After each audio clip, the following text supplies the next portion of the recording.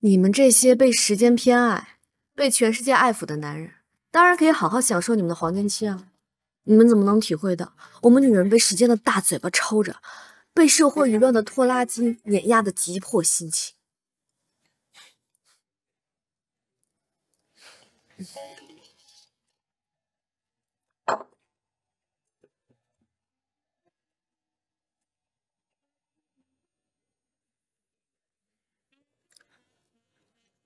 我也想找你谈谈。好，去那儿吧。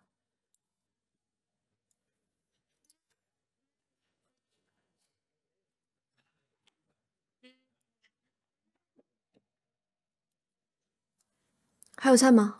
有，马上来了。跟我聊聊你和张静吧。你们在大学时候是什么时候在一起的？我跟他是一个学院的，但不是一个系。大学2年级下学期在一起的。我在上大学的时候没有交过男朋友，所以这些校园约会场景或多或少都是一种心理补偿。这些我全都可以补偿给你。可惜啊，人无再少年。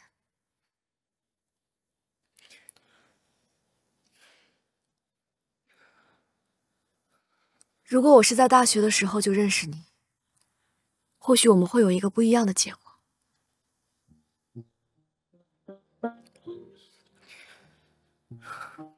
我跟张静谈过了，他跟你说了。坦白讲，认清这段事实，让我也觉得有点遗憾。但我必须坦诚地说出来，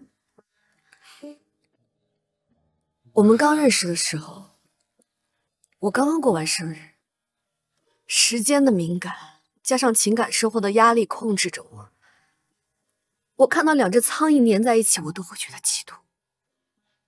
我急需找回自信，想要证明自己依然还有魅力。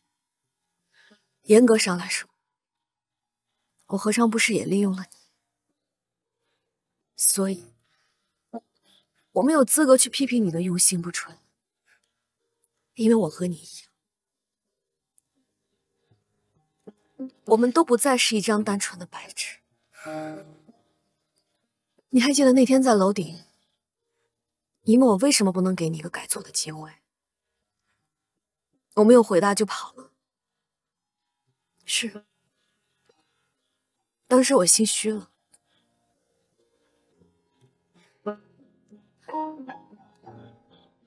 其实真相已经很明白了，我不想接受你的道歉，我不想重新开始。我相信爱情，却不相信你。这一切只有一个原因。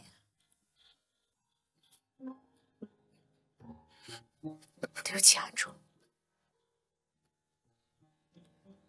我没有那么爱你。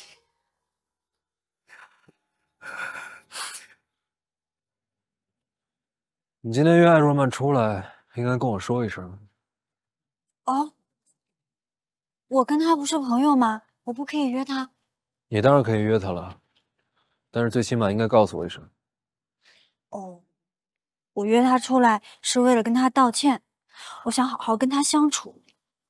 哎，若曼姐，为什么跟安卓分手了呀？他们出什么事儿了？那是他们俩的事儿，我们不应该过多干涉。应该还会和好的吧？哪有情侣一吵架就分手的？还会复合的。我承认，从一开始入职，我并不喜欢你，甚至连一丁点的好感都没有。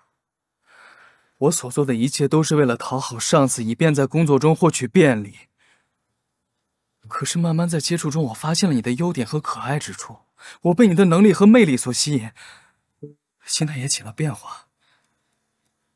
当我对你动心的时候，我就拼命地告诉自己，我没资格喜欢你。可是我越这么想，我越控制不住我自己。我控制不住的想你，想见你，我记得你说的每句话，我跟我朋友甚至女朋友在一块的时候说的也都是你。那时我就知道我完蛋了。后来你还主动借钱给我，跟我说了那些让我感动也无地自容的话，我就下定决心，我要将错就错，我要跟你在一起。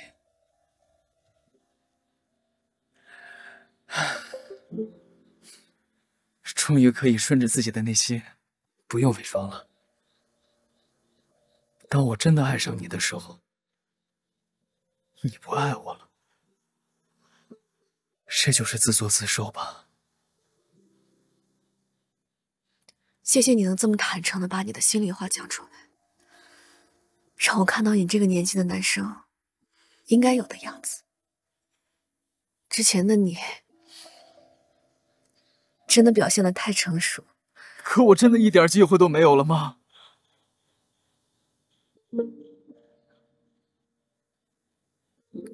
不合适的两个人还要继续走下去，是对彼此的耽误。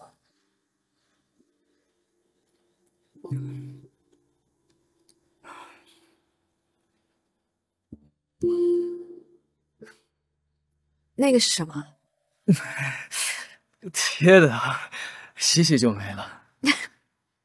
那还好，曼曼，以后还是要叫我艾总，起码也要称呼前辈了。前辈，以后有工作上的问题，都还可以来找我。但是你要相信，要凭着自己的本事立足，不要再做伤害别人的事。有了这一刻的教训，我再也不会了。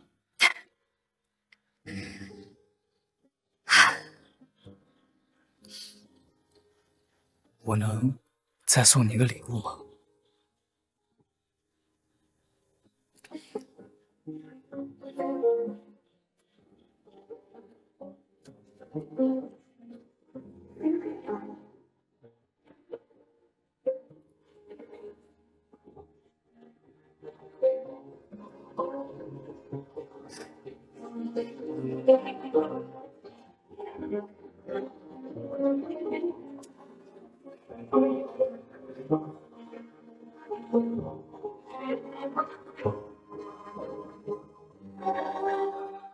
坐吧，咱们好好聊聊。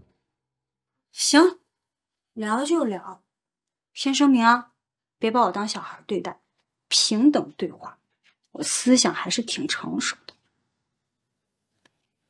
好，平等对话。那女士优先，你先说吧。有3点：第一，你不结婚，你的想法表达得很明确，我都理解。那我的态度也不是闹着玩的，我可以为我的决定负责。既然前提都已经讲得这么明白了，你就不用老提，我又没有健忘症。好，批评的对，那我以后不提了。第二，你跟若曼姐，你们俩是10几年的朋友，她在你心目中必然有很重要的位置。所以你接受不了？我能接受啊，人的心脏有左心房、左心室、右心房、右心室，可以装下很多种感情，亲情、友情、爱情都要装，都很重要。没想到我能讲出这么有道理的话吧？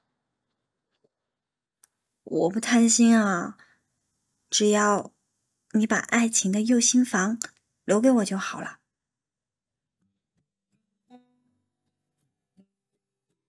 那第3呢？第3，我准备明天就搬出去。不用这么急吧？再说房子还没找着呢。房子我已经看好啦，挺满意的。再说了，我也有朋友同事，不能什么事儿都太依赖你了。反正住得近，我要想你了，随时可以过来看你。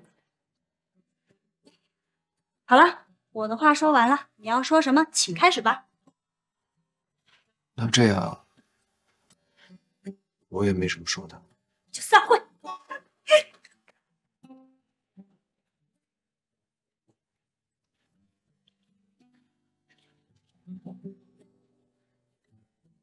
我走啦，还有舒小健陪着你，你也不孤单。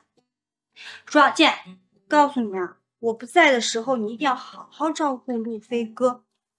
他要是做噩梦了，你就当保卫他的骑士；他要是不开心，你就扮小丑逗他开心。嘿嘿，好的，公主，我一定好好保护好王子殿下。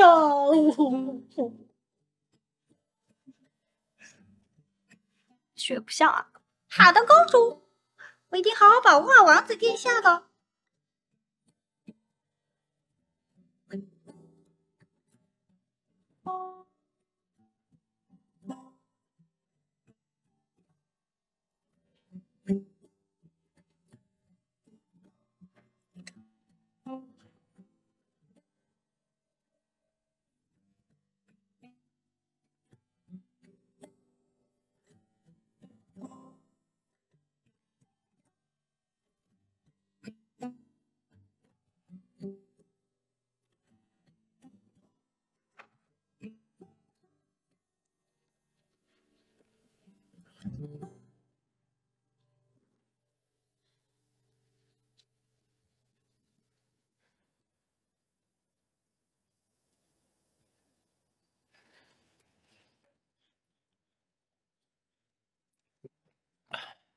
那你都说清楚了，都解决了？不爱不拖，说清楚了，长痛不如短痛。我要感谢你啊，帮我跳出了小问题。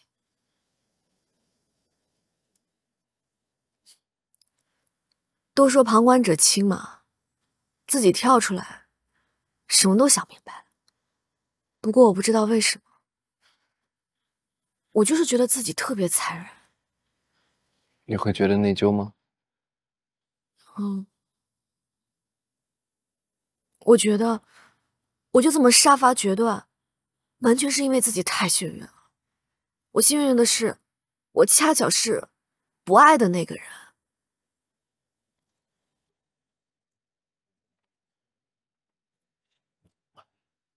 那你们现在还是朋友吗？做不了恋人还当什么朋友？只能当同事吧。我在想，你有没有可能换一种方式处理这件事儿？比如说，我虽然不爱你，但是我可以允许你爱我。等到什么时候你觉得爱的累了，就走了，这样呢？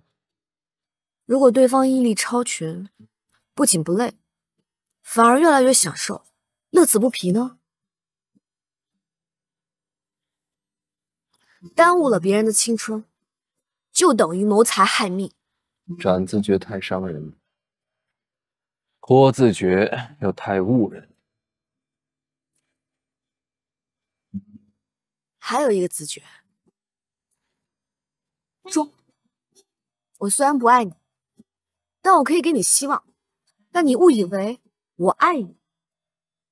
不说死，也绝对不给通坏话，就是要享受这种有人爱、有人付出的感觉。那到最后怎么收场？怎么负责？不负责。如果你受不了、耗不起，转身离开，皆大欢喜。如果你耐力强，非要跟我死磕，我转身就会爱上别人。其实我一直把你当做没有血缘关系的哥哥、弟弟、姐姐、妹妹。啊，说的倒是很轻松。这种损人利己的自觉，我们俩都不。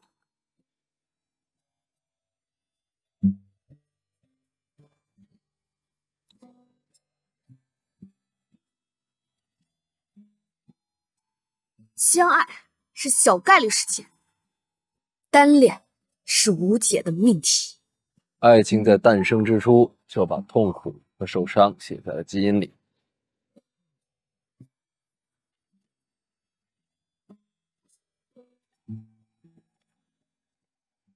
或许还会不会有第四个自觉呢？变化，一切都会随着时间变化。你一开始不爱的人，后来慢慢也会发现，他身上有很多的闪光点，这些瞬间汇聚起来，就会改变你对他的看法，你对他的感情。原来不爱的人，也可以慢慢爱上。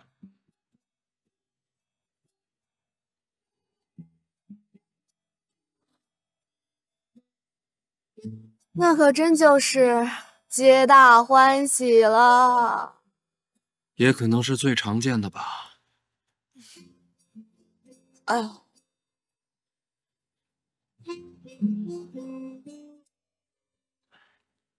你合租的是个女孩，当然是个女孩，难不成你还给我找个男室友啊？我就给你介绍一下。我已经从中介那儿要到了他的电话，跟他通过话啦，他人还挺好的。那我就放心了。宇哥，我买了明天回老家看姥姥的票，我只买了1张票。现在我已经搬出来了，我应该慢慢的学会独立。是不是觉得我还挺懂事儿、挺成熟的？是。您路上小心点啊，帮我跟叔叔阿姨还有姥姥带好。哎，你别弄了，我自己弄吧，你休息吧。没事，马上搬完了。哎，你知道我会心疼的。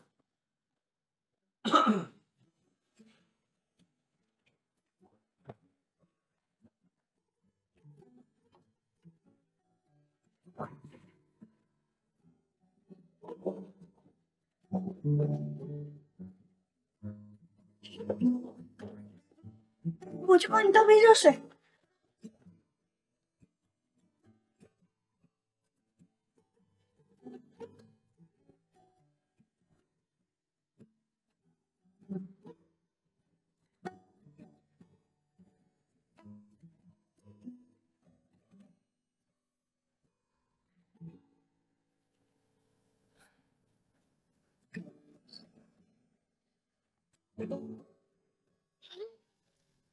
一切顺利，前途似锦。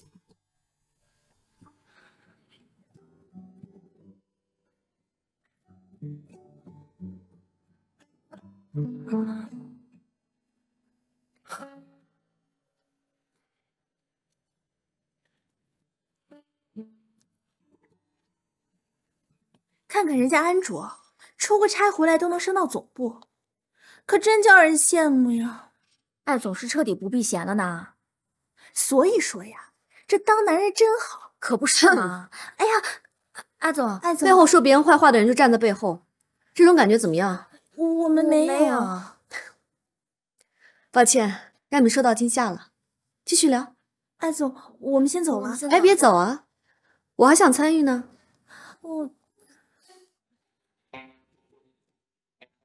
谁人背后不说人，谁人不被别人说？你们喜欢议论我，说明我在公司里有存在感。但来来回回的，就只说我一个人，太乏味，太无聊。其实我的感情生活远比你们想的贫瘠的多。要不，咱们换一个人扒一扒？扒扒你们俩怎么样？不，艾总，我先走了。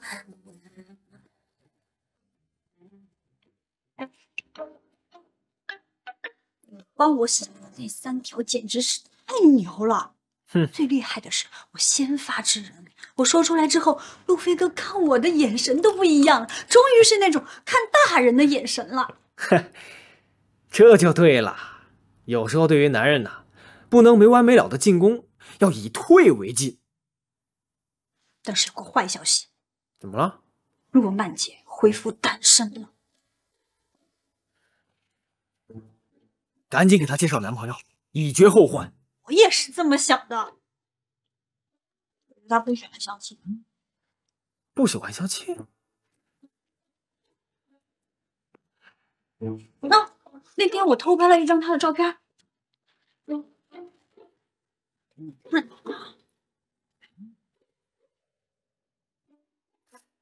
哎，比我想象的好看多了。既干练又不男人婆。哎，你们女生竞争压力也是够大的，这样都能剩下，真替你们感到悲哀呀。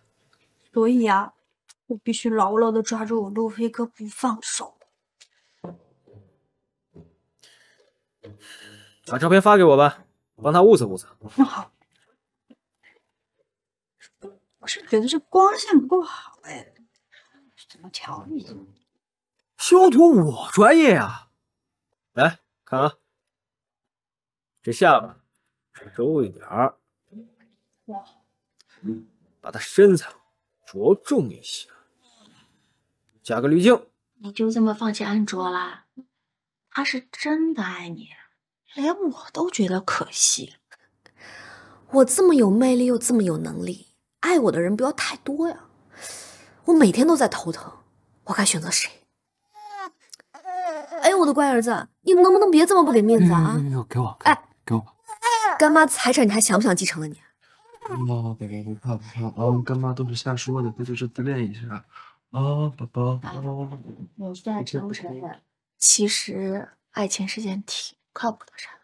确实是没有真金白银来的实在，看不见摸不着又善变，常常伤人1000，自损800，性价比极低。有性价比高的呀，要不在网上发个帖子征友啊？我可丢不起那人。你这个是偏见，这么大的婚恋市场，说明他一定有需求。要不咱们也试着发个帖子，哎，就凭你这条件，到时候肯定邮件进来的都把机器挤宕机了。别闹了，你不敢啊？我替你发啊。把照片呢放在前面，因为这些男人啊都是视觉性动物。你要是敢放我照片，我就跟你绝交。啊，行，不放照片啊。我们不靠颜取胜，我们呢是走的是内秀，肤白貌美，大长腿，有胸，事业有成，日进斗金。我过了。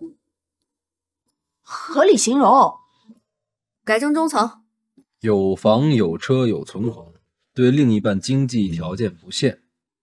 改成经济条件相当。愿得一人心，白首不相离。哎，发送，嘿嘿，你就等着这些回帖，像雪花般的一个一个全都进来啊！回帖了。凡是没照片说自己是天仙的，都是个坑。说吧，哎，我怎么说的？都过了25，还要求同等经济条件的男人，太黑了吧？什么？又是来找接盘侠的？我这什么呀？这算了，咱不看这些，理这些人说什么干嘛？我还就想看看。来，他们都说了什么？不发照片，到现在都没嫁出去，一个字：丑丑。找同等条件的男人基本上是痴人说梦，只能低就，或者往上找离异男帮人养孩子，或者往下养刚毕业的小学生。行，这些都胡说八道，对不对？别看，我怎么能让这些人白白黑了我呢？给我回帖。不是，你别跟他们一般见。回。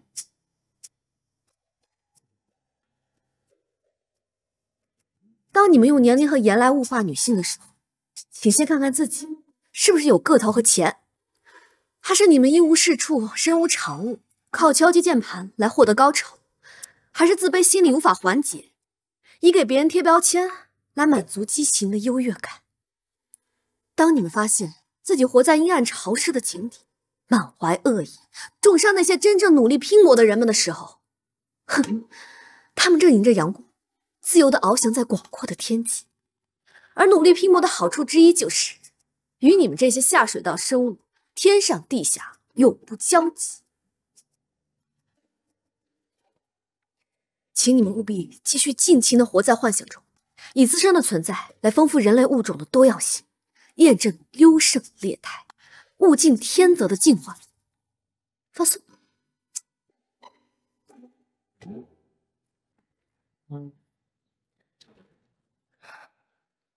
哟，老公，你怎么回来了？事儿办完了就回来呗。来了，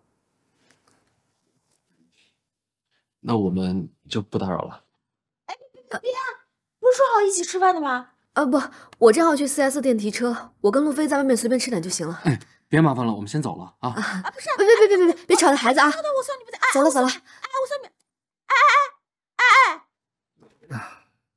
我就是不待见他，已经开始贬值了，还作什么作？走了。嘘，偷听人家门缝不是个好习惯。跟那个什么路飞成天假模假式的，不就是放个备胎在身边吗？行，让人家夫妻俩吵架。他这说话太过分了吧？有些话人家没当着咱面说，就当听不见。你可以当没听见，但是我不行。什么备胎啊？他竟然说不仅侮辱了你和我，还侮辱了我们俩这么多年的友情。走了。哎呀，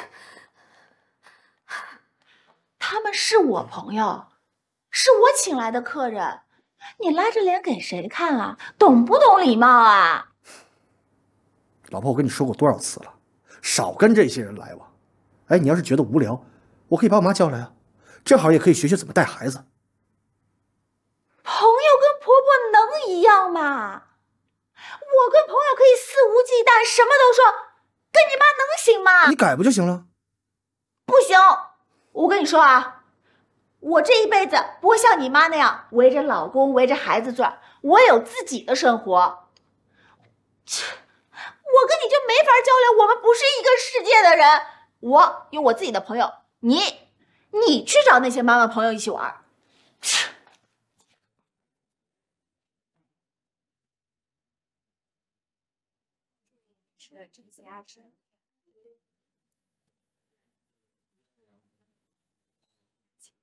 我有个超级 VIP 顾客，一个月在我店里消费了好几万，平时朋友圈里说话办事做派都特精英特有品，开豪车，我觉得跟钢铁侠挺合适的。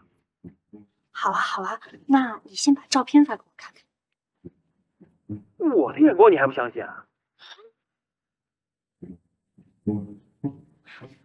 我怕不稳妥，要不这样吧，咱俩先见见他，要是真的好，就直接介绍给罗曼姐。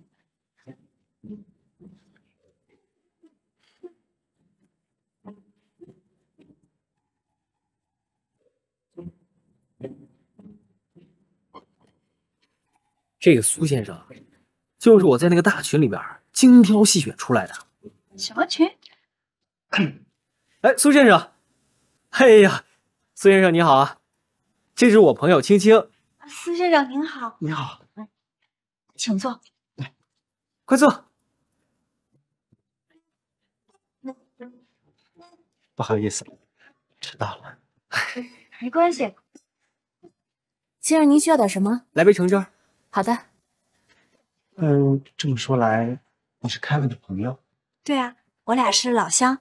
苏先生，您在哪里高就啊？我有一家自己的公司。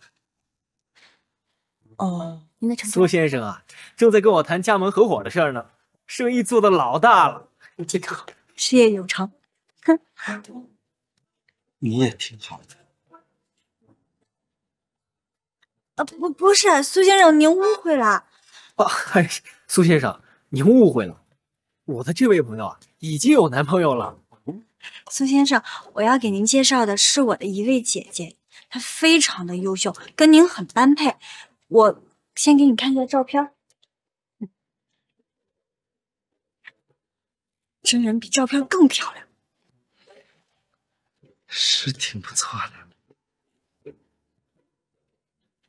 人也特别好。那我待会儿就把她的联系方式还有公司地址都发给你。不过有一件事情，我得先跟您说一声。怎么了？我的这个姐姐，她有点抗拒相亲的形式，所以您在跟她联系的时候，就能不能够……嗨，她呀，就是个文艺女青年。对。哦，我明白了，文艺女青年好，有姿态，有品味，有故事。哎，我想到一首歌，它给了我灵感。只是因为在人群中多看了你一眼，再也无法忘掉你的容颜。你说我这么跟他说怎么样？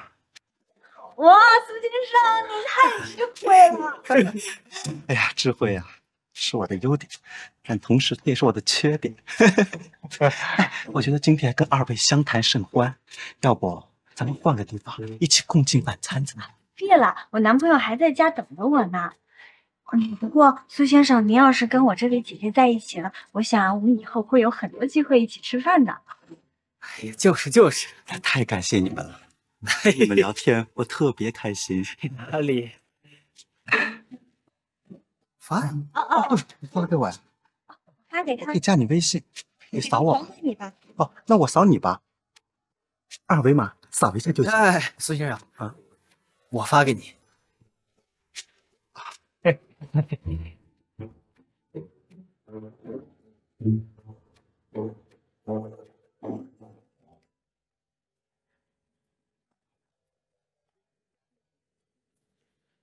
喂，陆飞哥，你在哪儿呢？我上烹饪课呢。真的？那我又有作业可以吃啦！你今天做了什么？卡拉福地。卡拉都 OK 的。你什么事儿这么高兴？不过呢，我先不告诉你，以后你就会知道了。嘿嘿，我先过来找你啊。你别过来了，我这儿正忙，你过来容易分心。卡拉福地就等我做好了给你送过去。哦，好。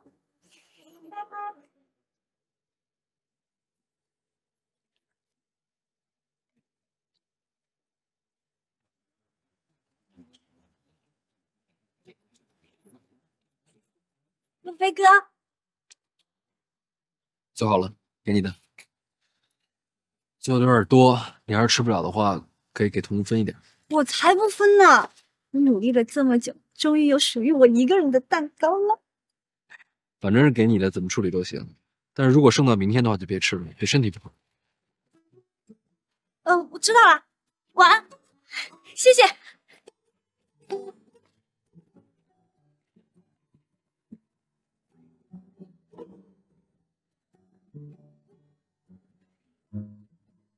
什么事儿这么高兴？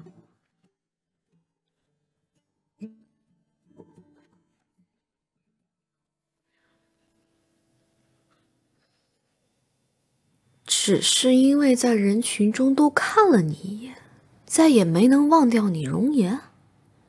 神经病吧！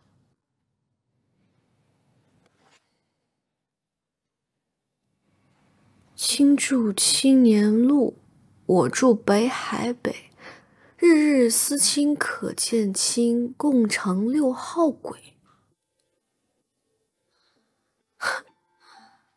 还是个挺文艺的神经病啊！不知道是否有幸见面认识一下，共同谱写一曲都市浪漫协奏。有病吧，这个人！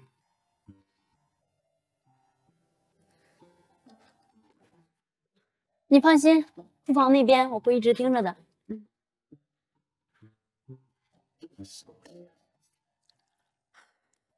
喂，你好，哪位？请问是艾若曼小姐吗？你是？我是昨晚给你发过短信的。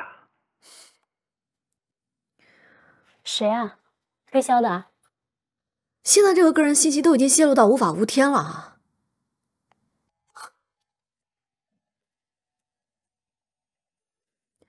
我再警告你一次，不要再给我打电话，我不认识你，否则我会报警。挂电话，我不是骗子，也不是无赖。我有很好的职业和收入，我真的只是想跟你认识一下，请不要拒绝这样浪漫的邂逅。你告诉我，你是在哪儿弄到我的电话的？共同的朋友啊。共同的朋友？我现在就在你们公司楼下的咖啡厅，请给我一个当面跟你交谈的机会好吗？我会向你展示我们之间的缘分是如何的妙不可言。这人还挺奇葩的。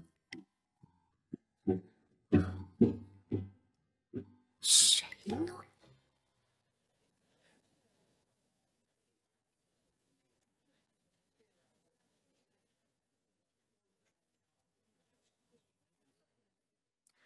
是你给我打的电话吧？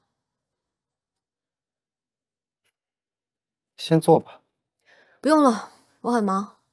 我过来有2件事情：一，想知道是谁把我的电话和公司地址泄露出去；二，跟你说清楚，不要再骚扰我。我骚扰你？你想太多了吧？就你这种虚伪的女人，我在人群中都不愿意多看你一眼。你没事吧？你是不是精神分裂啊？你知道你现在的行为简直令人发指吗？啊！照骗，骗子骗，你就是个骗子！哎，你赶紧走吧。不，你等会儿，把你这些莫名其妙的话给我说清楚，然后跟我道歉。我还跟你道歉？我现在算是明白了，你知道你为什么会没有男朋友吗？无理、野蛮、虚伪。哎，咱们出来相亲，最起码得讲究诚信吧？停！好长呀，跟小刷子似的，要看吻戏。哎，无聊不无聊？我还装傻？那个姓苏的是怎么回事啊？苏仙，你是不是有病啊？你知不知道你是在泄露别人的个人隐私啊？若曼姐，我是好意啊。你好意找一个男人来对我挑三拣四？哦，你好意找一个没礼貌的男人说把照片 P 的连我妈都不认识了，说我是个照片啊，莫名其妙来讽刺我的生活。怎么了？你怎么来了？我好端端的上着班，莫名其妙跑来一个苏先生来恶心我。什么苏先生啊？怎么回事啊？我干嘛了？不知道为什么会变成这样，我这不知道他为什么会。婷婷，我跟你说清楚，还有你陆飞，你们俩给我听仔细了。虽然我是单身，但我用不着你们来可怜我，更用不着你们打着帮忙的旗号来羞辱我、诋毁我。行了，消消气。哎，曼曼，这件事是他做的不对，我也有责任，我跟你道歉。动手！但是我相信他没有恶意。都这个时候了，你还做和事佬？我特别理解你现在的愤怒，咱们消消气呗，啊？他不喜欢我没关系，但他用这种方式来打击我，也太低级趣味了。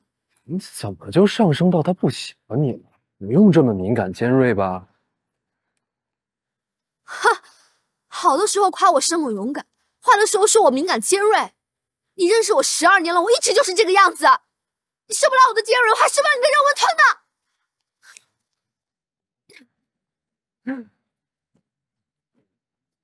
妈妈，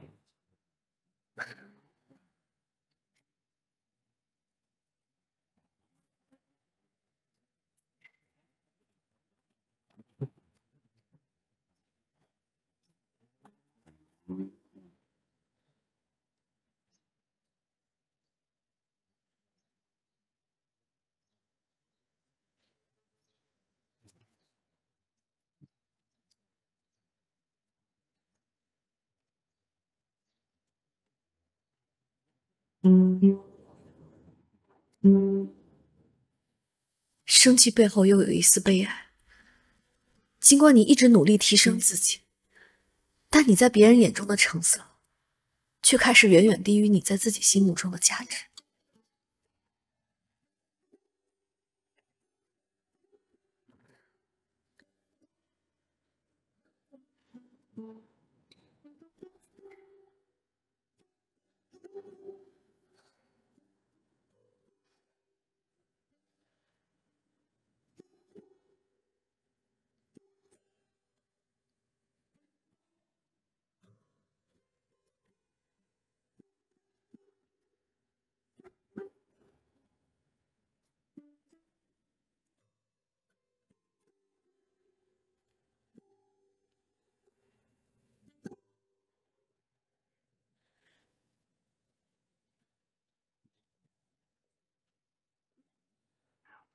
我们想买一台家用制氧机。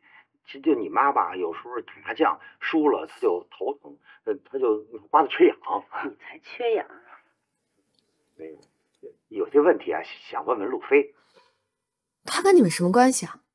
啊，这么依赖他，以后这件事情都交给我来办，我才是你们女儿。那你去给我买啊！爸，你再说一遍，你要那什么机？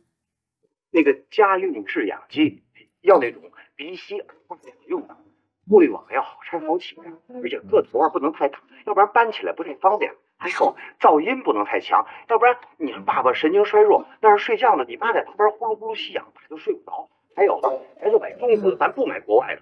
还有啊，那个啊，行了啊，我都记住了。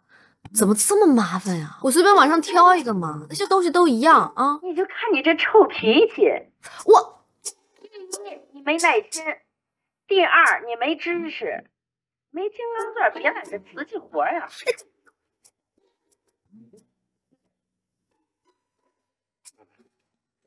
那个要不然就先不买了，回头连问问自行说。事情就是这个样子的了。对不起啊，路飞哥，我真的不知道那个苏先生看上去挺好的人，竟然这么没礼貌。我并不想要打击若曼姐，我的出发点是好意。你别生我气了，我现在就去给若曼姐道歉，然后你狠狠的骂骂我，你别不说话呀。行了，啊，我没生气。你呀，你别想太多。曼曼那边，我想办法跟她道个歉。杨青青，虽然我相信你这事儿绝对没有恶意，但是未经别人同意就安排相亲对象，这事儿本身办的就太不靠谱了，知道吗？知道，我知道错了。路飞哥，你再骂骂我，狠狠的骂我，让我长长记性。行了你，时候也不早了，回家早点休息吧，喝点热水，别感冒了。下次别这么办了。你衣服我还。衣服你明天上班带过就行啊，快点回吧。路飞哥，我要不要把那个苏先生叫出来，让他当面给若曼姐道歉？我绝对不让这个没素质的姓苏的再出现在艾若曼的面前。你也离这种神经病远一点，记住了吗？我立刻拉开他。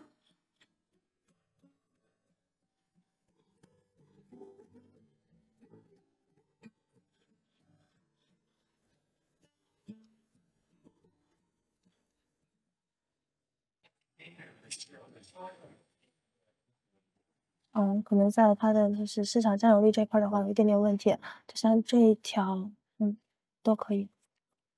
你再看一下。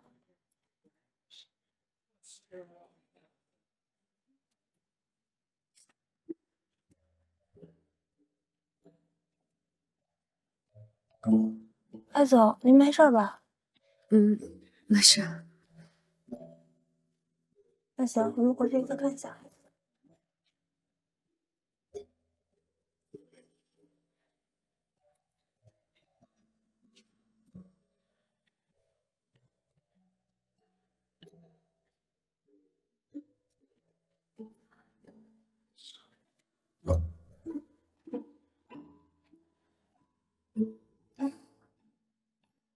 你找我？你过来。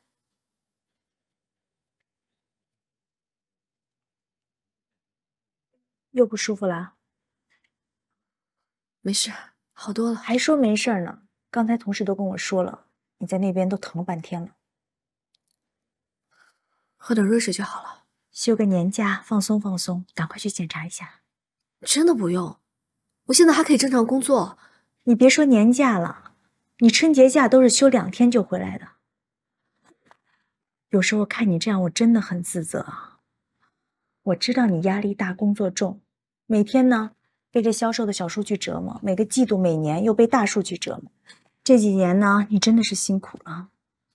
可我只有你这么一个爆款预测机和人形数据库，你说你要坏了，我去哪儿找一个像你更有能力、更努力、更靠谱的大宝贝儿呢？天哪，你别说了，我休假还不行吗？3年，攒了快半个月的年假，还从来没有这个时间下班过。突然觉得好空虚。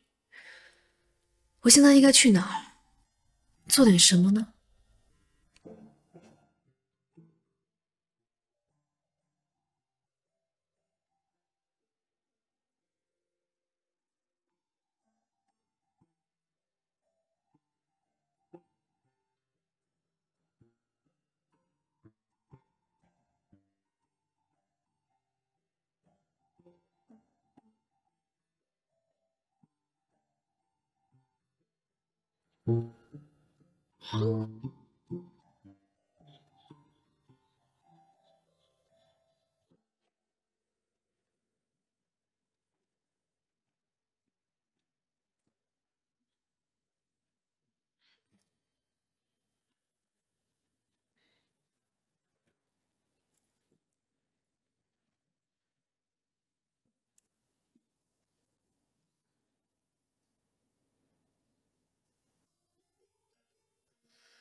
凭什么你等我下班我就要在啊？我就那么闲啊？我的生活很充实，我根本就不需要朋友。最初的一小口温柔，在胃里融化的无忧，一块块一口口一点点吃透。有没有什么能长久？有没有什么能保留？无限期无理由无条件拥有。不上班的第一天，醒得比闹钟还小杯红酒，脑子清醒的可以倒杯报菜名。不舍得，不愿意，不想要放手，总是会从最初渴求，发展到最后变迁就。还有谁还记得还说过不懂？谁还不曾爱得像个小朋友，执着的抱在怀里不撒手，以为撒娇美好的一天从对自己好一点开始，是一个安静从容的奢华早餐。谁还不曾爱得像个小朋友，笨拙的不知道怎样才高，以为拿自己喜欢的去讨好就能得到。度日如年，还不到8天。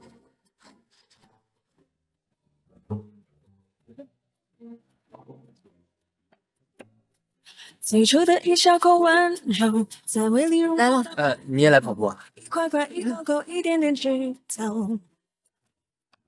有没有什么能长久？有没有什么能保留？无限期无理由无条件拥有。最后的一小杯红酒，那很久却开不了口，不舍得，不愿意，不想要放手。总是会从最初渴求，发展到最后变成就。还有谁还记得还说过不懂？谁还不曾爱得像个小朋友，执着的抱在。不好意思啊，你们做错了。老师呢是面对着我们做的动作，老师在往右的时候就不到做到啊，没关系没关系，我们再来下一组。谁还不曾爱得像个小朋友，笨拙的不知道怎样才高，以为拿自己喜欢的去2、2、3就能得到。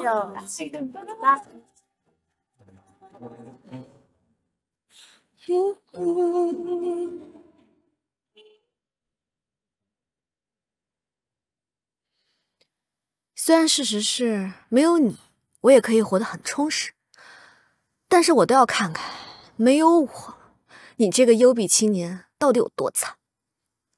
一会儿看看你的可怜程度，再考虑要不要原谅你。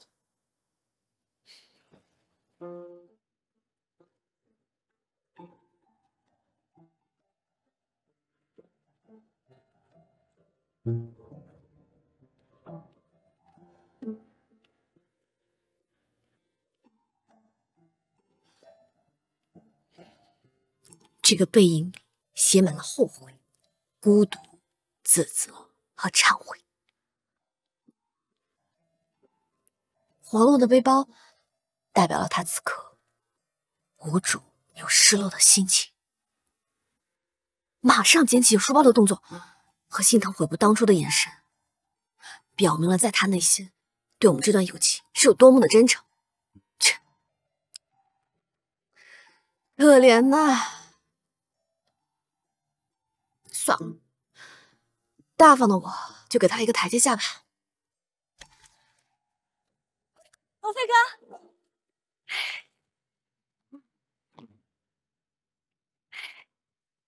我刚刚去买菜了，好多都是你喜欢吃的。路飞哥，你挑鱼刺，我剥虾皮。青青，我终于摆脱那个坏脾气的沈妈了。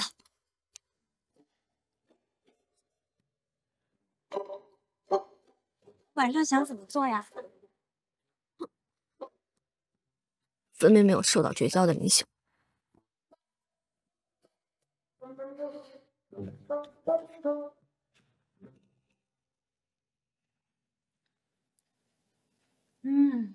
好好吃。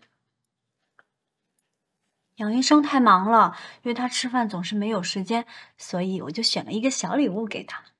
我听他说了，他让我谢谢你，他说你很会选礼物。真的啊？其实从小到大，人家都说我一定会是一个贤妻良母。我是说，我会努力的做一个懂事的女朋友。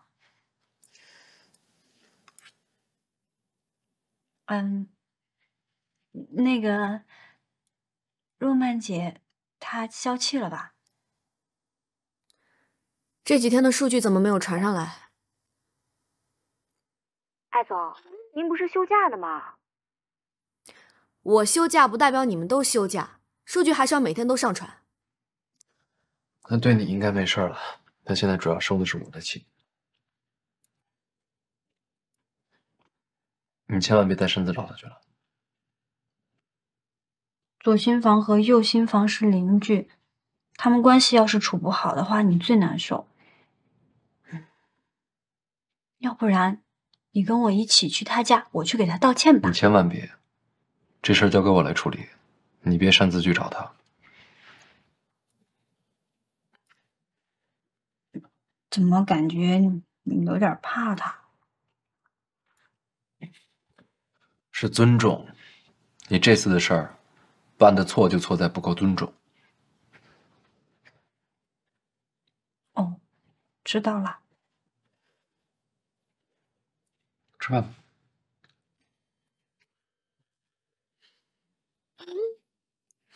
你该不会是想念上班的日子了吧？您怎么不出去旅游啊？旅游？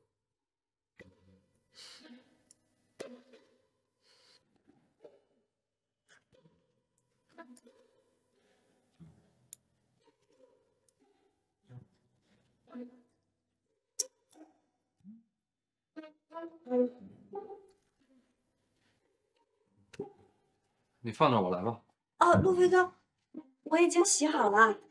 好了，那我先回去了。芊芊，我怎么觉得是你有点怕我啊？哦，哪有啊？我这是尊重你，尊重你的想法。我送你回去。不用了，不用了，就2步路，我自己回去就行。陆飞哥，拜拜。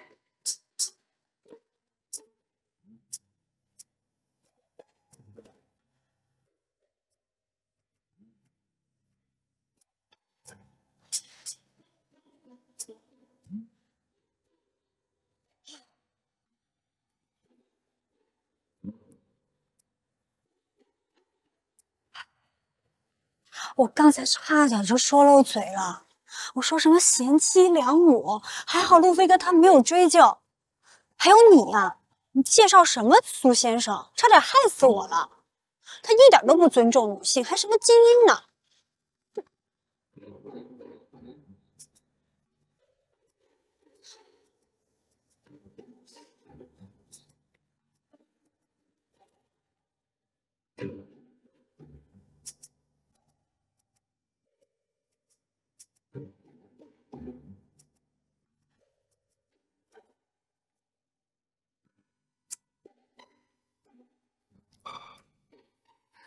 景区单人游、双人游、团队游、家庭游，哇，优惠还挺大的。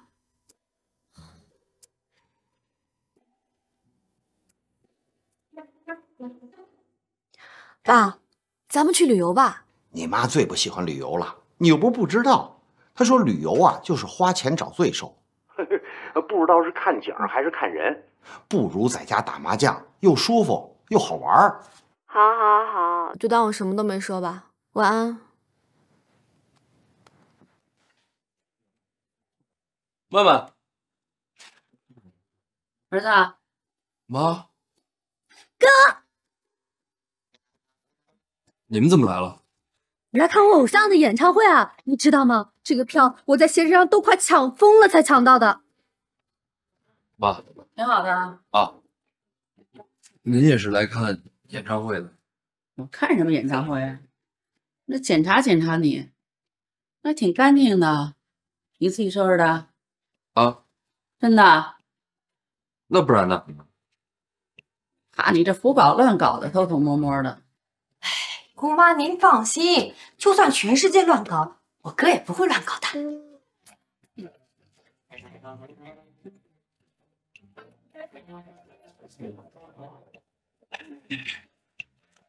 也不给我打扰我。进口大喜。哎，你也帮我拿一下。啊，我是单人游。什么是昆大利啊？哦，是昆明、大理、丽江啊。那是不是还有庆大威啊？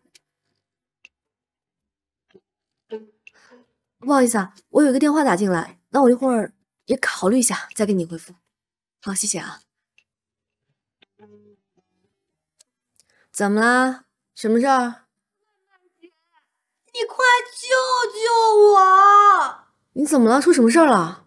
有小道消息说我偶像的演唱会被取消了。就这事儿啊？你能不能别一惊一乍的？你能不能找人帮我看看？真的，要是取消了，我也不想活了，我填了渤海湾得了。哎，好，我帮你问，我尽量啊。好。也算给我找了个事儿干。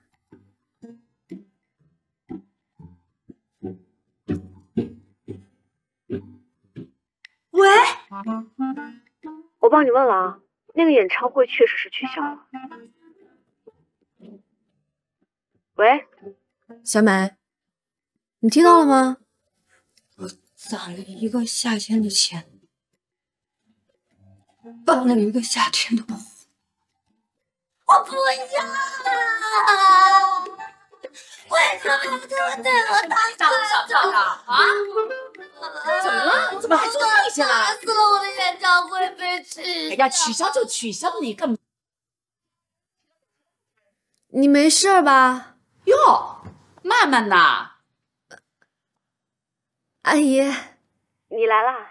啊，对，昨天晚上我跟小美来的，你过来。小美没事吧？灵不灵，脑子有毛病，你知道吗？哎，曼曼，你听我跟你说啊，今天晚上你过来吃饭吧，做好吃的啊。那个小飞来了，小飞过来，接电话，曼曼电话，说让曼曼过来吃饭。